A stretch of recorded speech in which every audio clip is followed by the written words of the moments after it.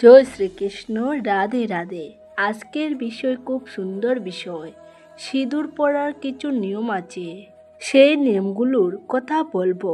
সঠিক নিয়মে সিঁদুর ধারণ করলে সংসারে সুখ শান্তি আসে, অর্থের অভাব হয় না, তারপর স্বামীর আয় উন্নতি বাড়ে। এর সঙ্গে আমি বলে দেব সিঁদুরের মধ্যে এমন একটি জিনিস রাখতেই, সেই জিনিসটি রাখলে গৃহে কোনোদিনও টাকার অভাব হবে না, গৃহে শান্তির অভাব হবে না, স্বামী স্ত্রী খুব সুন্দরভাবে জীবনযাপন করতে পারবেন, সন্তানদের নিয়ে, বাড়ির সকলকে নিয়ে। সেই জিনিসটির কথা আমি বলে দেব। সব সময় যে সমস্ত স্বামী স্ত্রীর মধ্যে ঠিক বনিবনা হয় না, সবসময় কিটকেট গিজগিজ রাগ যায়, কথায় কথায় কথা কাটাকাটি হয়ে যায়, এক ছাদের নিচে থেকেও শান্তি নেই, তাদের জন্য আমি একটি বিশেষ উপায়ের কথা বলে দেব। সিঁদুর দিয়ে মন দিয়ে শুনুন, আশা করছি আপনারা উপকৃত হবেন, খুব ভালো থাকতে পারবেন, আপনাদের গৃহে মঙ্গল আসবেই। সিঁদুর পরার যে নিয়মগুলি আছে, সেই নিয়মগুলো আমি প্রথমে আপনাদেরকে বলে দিই। সঠিকভাবে সিঁদুর ধারণ করলে তবেই গৃহে সুখ শান্তি মঙ্গল আসে, অর্থের অভাব হয় না, আয়ের উন্নতি বাড়ে। বিশেষ করে অর্থের দিক দিয়ে স্বামী ভীষণ আর্থিক উন্নতি লাভ করতে পারে। যদি মহিলারা, স্ত্রীরা যদি সঠিকভাবে সিঁদুর ধারণ করেন, প্রথমেই আমি আপনাদেরকে বলবো, সিঁদুর যখন পরবেন কখনোই ভিজে চুলে বা শ্যাম্পু করেছেন সবেমাত্র, পুরো চুল ভিজিয়ে ধুয়েছেন, তারপরে ওই ভিজে জবজবে ভিজে চুলে সিঁদুর পরবেন না। এতে করে কি হয় জানেন? বিশেষ করে আপনার যিনি এই ভিজে চুলে সিঁদুর পরছেন, তার মানসিক চাপ তৈরি হয়, খারাপ চিন্তা মনে আসে। দেখবেন, আমার কথা মিলিয়ে নেবেন। এরপর যেটা বলবো, সিঁদুর পরতে গিয়ে যদি কখনো সিঁদুর মাটিতে পড়ে যায়, ওই সিঁদুর তুলে নেবেন না, কষ্ট ওই সিঁদুরে একটু তেল দিয়ে একটা কাপড় দিয়ে মুছে নেবেন। আর যদি সম্ভব হয়, ওই তেল সিঁদুর দেওয়ালে একটু স্বস্তি কেটে দিন, দিয়ে মুছে নিন জায়গাটা ভালো করে। কষণ জাটা দিয়ে দেবেন না, যেন সিঁদুরে কষণা মা লক্ষ্মী ভীষণ রেগে যাবেন, গৃহ ত্যাগ করবেন। এরপর বলবো, আপনারা সিঁদুর কখনো কোনো বিধবা মহিলার সামনে পরবেন না, একটু আড়ালে পরবেন। হয়তো আপনারা বলবেন, আমি জানি অনেকেই বলবেন যে যদি কারোর মা বা বড় দিদি এরা যদি তাকে আর বাড়িতে এসেছে তাদের সামনে, তাহলে পরব না, তাদের সামনেও পরবেন না, একটু তাদের আড়ালে পরার চেষ্টা করবেন। সিঁদুর কখনো অন্যের টাকায় কেনা সেই সিঁদুর পরবেন না, বা আপনাকে কেউ সিঁদুর গিফট করেছে, দিয়েছে, সেই সিঁদুরও কিন্তু পরবেন না। স্বামীর টাকায় কেনা সিঁদুর ধারণ করুন, গৃহে সুখ শান্তি মঙ্গল আসবে। কোনো বিশেষ দিনে, ভালো দিনে, দুর্গাপূজার সময় বা কোনো শুভ আপনার বাড়িতে অনুষ্ঠান হচ্ছে, সেই সময় স্বামীকে বলবেন সিঁদুর পরিয়ে দিতে, তাহলে ভীষণ মঙ্গল, ভীষণ শুভ। স্বামীর আয়ু বাড়বে, সন্তানের আয়ু বাড়বে, স্বামীর সন্তান সুস্থ থাকবে। এরপর বলবো, সিঁদুর যদি কেউ পড়েছে, সেই কৌটো সিঁদুর নিয়ে আপনি পরবেন না, কারোর পরা সিঁদুর পরবেন না। নিজের কৌটো নিজের পয়সায় কেনা, মানে স্বামীর পয়সায় কেনা সেই কৌটো সিঁদুর ধারণ করবেন। স্নান করার পর চুলটা একটু শুকিয়ে গেলে তারপর সিঁদুর ধারণ করুন, তাহলে ভালো। ভিজে চুলে সিঁদুর পরা উচিত নয়। তারপর মেয়েদের যখন মাসিক হয়, পিরিয়ড চলে, সেই সময়তেই কিন্তু কটা দিন সিঁদুর পরতে নেই, ভুলেও সিঁদুর ছোঁয়াতে নেই, ঠাকুর দেবতাদের স্পর্শ করতে নেই, ঠাকুর দেবতাদের সামনে যেতে নেই। এই নিয়মগুলো কিন্তু মানতে হয়। ওই সময় 5টা দিন সিঁদুর পরবেন না। 4 দিনের মাথায় আপনারা সাবান শ্যাম্পু করে নেবেন। 4 দিন হয়ে গেলে 5 দিনের সাবান শ্যাম্পু মাথায় করে নেবেন। সমস্ত কাপড় চোপড় ভালো করে কাচা ধোয়া করে নেবেন। স্নান করে, শ্যাম্পু করে, স্নান করে তারপর সিঁদুর ধারণ করবেন। চুলটা একটু শুকিয়ে গেলে সিঁদুর পরবেন, আলতা পরবেন, দেখবেন ভীষণ ভালো, ভীষণ শুভ। প্রতি বৃহস্পতিবার যদি সিঁদুর, আলতা, সিঁদুর এবং আলতা পরেন তাহলে কিন্তু গৃহে সুখ আসে, শান্তি আসে, গৃহে টাকা পয়সার অভাব হয় না।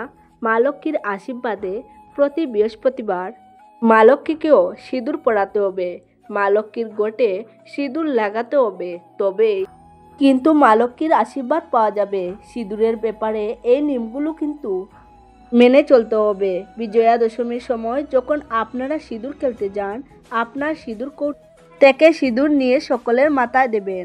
ওই সময় অনেকের ক্ষেত্রে দেখা যায় অন্যের কৌটো তিনি কৌটো হাতে নিয়ে আছেন, সেখান থেকে তার কৌটো থেকে সিঁদুর নিয়ে মাথায় দেওয়া, এটা কিন্তু করবেন না।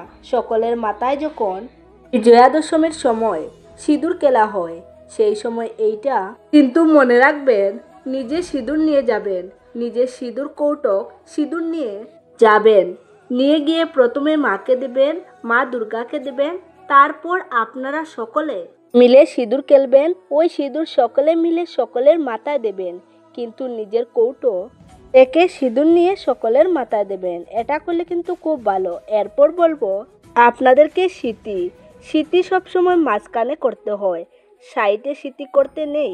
মাঝখানে স্মৃতিতে সিঁদুর পরলে স্বামীর আয় উন্নতি বাড়ে, স্বামী ধনী হয়, স্বামীর আয়ু বাড়ে, সংসারে সন্তানদের উন্নতি হয়, মঙ্গল হয়।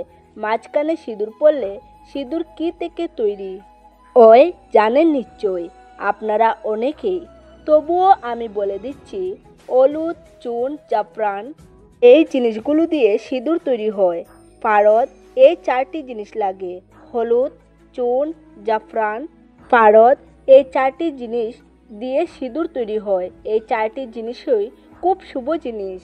আর এই চারটি জিনিস দিয়ে যে সিঁদুর তৈরি হয়, এই সিঁদুর মহিলারা কপালে ধারণ করলে তাদেরও কিন্তু উন্নতি হয়, তাদের শারীরিক সুস্থতা থাকে, মাথা ঠান্ডা থাকে। মাথায় যদি কোনো রোগ হয়, সেই রোগও কিন্তু ভালো হয়ে যায় সিঁদুর ধারণ করলে। মাঝখানে স্মৃতিতে বেশ ভালো করে সিঁদুর ধারণ করলে। কিন্তু ভালো সিঁদুর কেন ভিজে চুলে পড়তে নেই, মানসিক চাপ, টেনশন বেড়ে যায়, তারপরে খারাপ চিন্তা মনের মধ্যে এসে যায়। দেখবেন আমার কথা মেলাবেন। আর শীতের মাঝখানে স্মৃতিতে সিঁদুর পরলে মাথার রোগ কমে যায়, সাইডে পড়লে কিন্তু সেটা হয় না।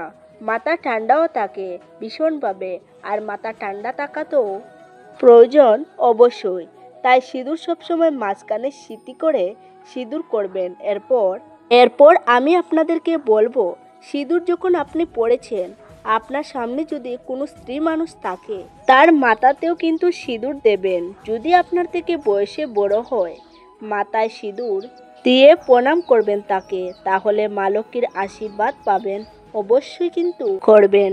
বয়সে যদি ছোট হয়, প্রণাম করবেন না, কিন্তু মাথা সিঁদুরটা পরিয়ে দেবেন। এও স্ত্রীও যদি হয় আর আপনি সিঁদুর পরছেন, সেই সময় আপনার সামনে দাঁড়িয়ে আছে, আপনি কিন্তু এটা করবেন। ভুলেও নিজে একা একা সিঁদুর পরে নেবেন না, কখনোই অন্যের মাথা থেকে সিঁদুর নিয়ে নিজের মাথায় পরবেন না।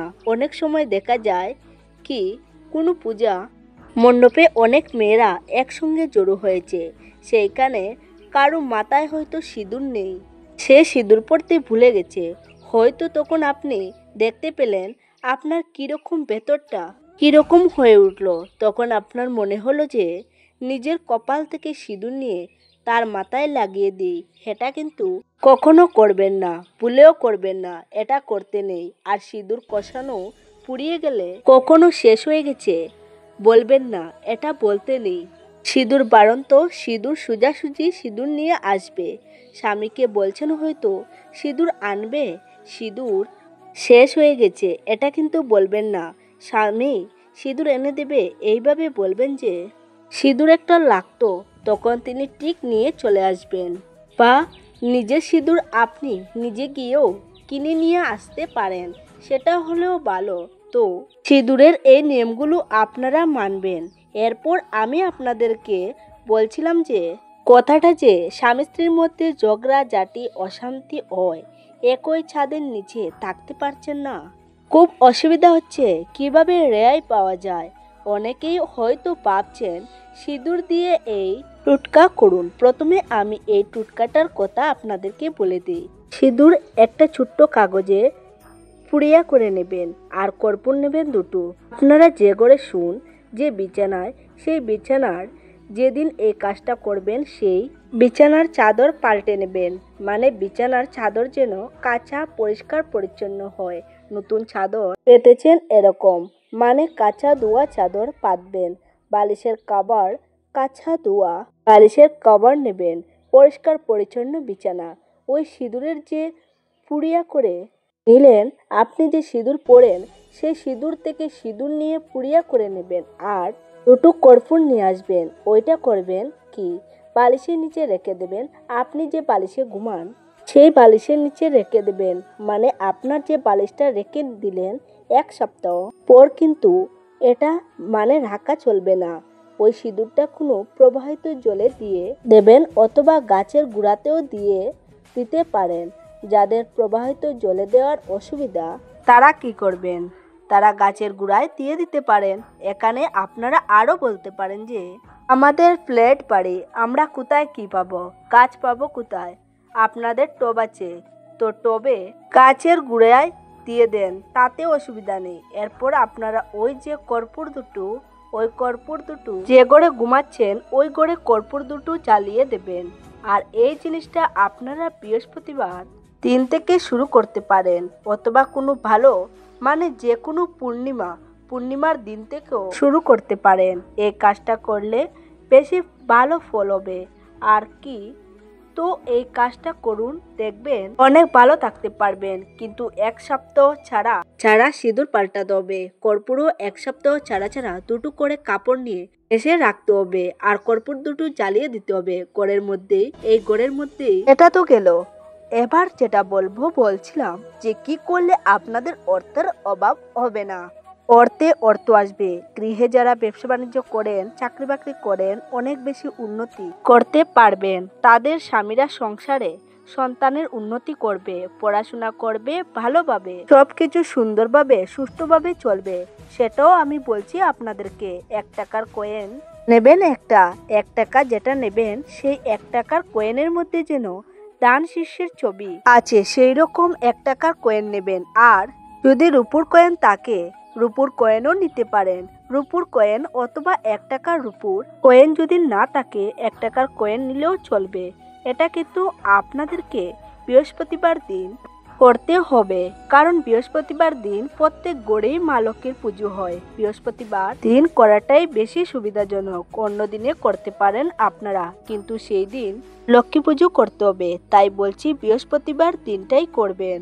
বৃহস্পতিবার দিন ওই 1 টাকার কয়েনটা মায়ের চরণের সামনে রেখে দেবেন। 1 টাকার কয়েন সিঁদুরের কৌটা দিয়ে দেবেন। তেল সিঁদুর তো করেন মাকে দেবার জন্য, তো ওই মায়ের সিঁদুর মাকে দেবার যে সিঁদুর মা লক্ষ্মীকে, ওই সিঁদুরের ফুটা একটা দিয়ে দেবেন। ওই কয়েনের মধ্যে দিয়ে মায়ের শ্রীচরণে রেখে দেবেন। দিয়ে আপনারা যেভাবে পুজো অর্চনা করেন সেইভাবে পুজো করে নেবেন। পুজো করে নেবার পর ওই টাকার কয়েনটা তুলে নেবেন, নিয়ে নিজের সিঁথিতে ঠেকিয়ে নেবেন। সিঁথিতে ঠেকিয়ে নিয়ে মাকে ভালো করে প্রণাম করে মাকে জানাবেন আপনার মনের কথা। জানিয়ে ওই কয়েনটা আপনি যে কৌটো থেকে সিঁদুর নিয়ে করেন ওই কৌটোর মধ্যে রেখে দেবেন। ওই কৌটোর মধ্যে সিঁদুরের তলায় রেখে দিন। ওটা কিন্তু থাকবে ওইভাবে, কোনোদিনও ওই কয়েনটাকে কিন্তু সরাবেন না।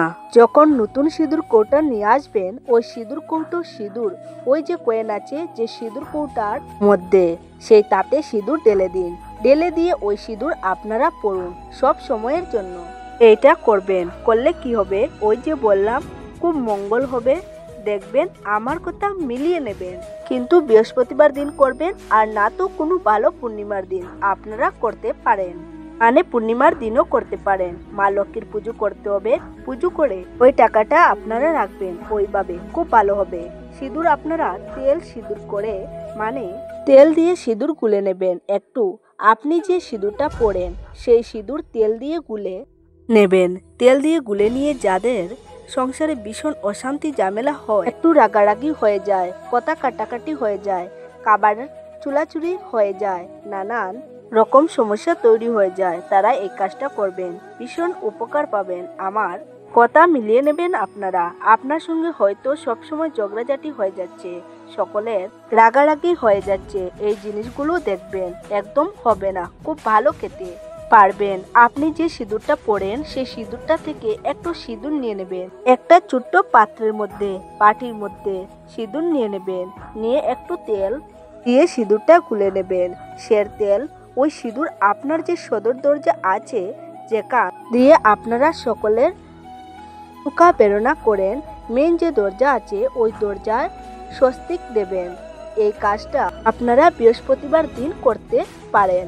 এটাও স্বস্তিক দেবেন, কিন্তু পরের দিন বাসি আর রাখা চলবে না। পরের দিন আপনি স্নান ছেড়ে অবশ্যই কিন্তু স্বস্তিক আঁকবেন। যখন তখন গোড়ের বাসি কাজ ছেড়ে স্নান ছেড়ে আপনার সিঁদুর নিয়ে তেল সিঁদুর দিয়ে স্বস্তিক আঁকবেন। আর পরের দিন আবার স্নান ছেড়ে পুজো অর্চনা করে নিয়েছেন, তারপর ওই স্বস্তিক মুছে দেবেন। মুছে দিয়ে ওই জায়গায়, ওই সেম জায়গায় আবার নতুন স্বস্তিক দিন। প্রতিদিন এই কাজটা করুন, এক নাগাড়ে 43 দিন করে যান, দেখবেন তারপরে তখন দেখবেন সংসারে এত শান্তি আসবে, তো ভালোভাবে থাকতে পারবেন আপনারা।